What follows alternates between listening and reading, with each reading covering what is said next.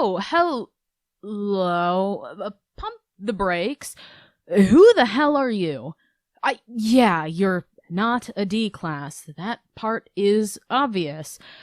Are you a new hire or something? Where is your attending? No junior researchers or new hires of any kind are allowed in my office alone. No, I don't want to hear it. Unless you have written permission from Dr. himself, you are going to get us both in trouble. So be on your way and... Oh? You do have a note from him. Don't prove me wrong. Well then, I guess I should be on my best behavior. So, dear, what did you need help with? You know I'm not exactly one to tend to Foundation personnel. An experiment. Oh, all right, well, this is much more along the lines of things I can handle. So do we need to fetch a D class or... On yourself? What do you mean by on yourself? Okay, I'm starting to think you are trying to get me into trouble again. What SCP is this even about? SCP-113. SCP-113. Oh! Okay. I see what we're doing here. Getting good use of Foundation perks early on, eh, rookie? And trust me, the gender-switching stone will be a far faster procedure than any other method you could go through. Hold on now. We still need to go over some things before this. I'm not about to risk my head over not going through the proper documentation. Don't worry, it won't take too long. As I'm sure you already know, SCP-113, the gender-switching stone, resembles a small piece of red jasper, although the material isn't the true composition of the object. And I feel as though I shouldn't have to explain the effects it has on a life form when contact with flesh is made. Now, the transformation itself will be fast, like less than 2 minutes fast, but it will also be painful. Have you already been looked at by the medical department, and they gave you the okay? Good. If you were in poor health and this procedure could cause you to die from shock.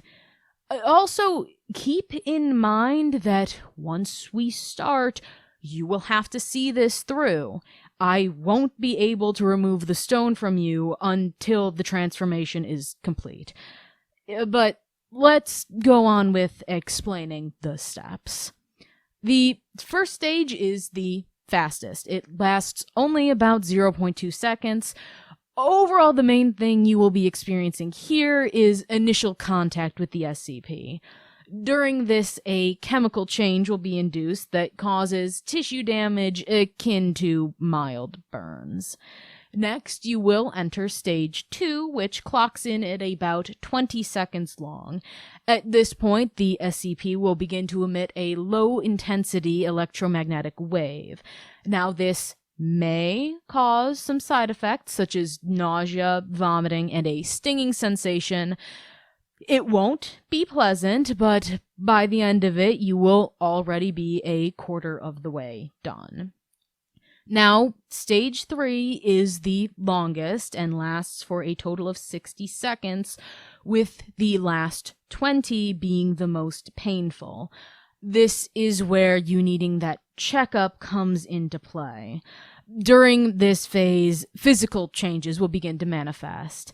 Now, it may freak you out a bit since it isn't exactly a smooth transformation, and some of the in-between stages can be, well, disturbing, for lack of a better word, but I assure you, you will be fine by the end of this stage, and your biological sex will be permanently altered. Stage 4 now is the final stage, barely a stage at all. where the SCP just completely disengages. Yep, you don't even need to keep the thing on or near you. Once it is all through, the deed is done, you are set. Once it disengages, make sure you don't touch it again, or else the process will start over and flip you back. Not to mention that there is a side effect from having multiple exposures. If you take it for a second spin, you have a 25% chance of something going wrong biologically when you get reformed, which usually leads to death via organ trauma or internal bleeding. But no such side effects have ever been documented with only one use. So I'm sure you will be completely fine, and I doubt you'd want to change back anyhow, so not really a risk for you. But yeah, that should be all that you need to know before making your decision. If you need some extra time to think about it, be my guest. I'm always on site, so if you need me and I'm not in here, just head to dormitory 55 and knock. If not, though, then we can get this sorted out right now.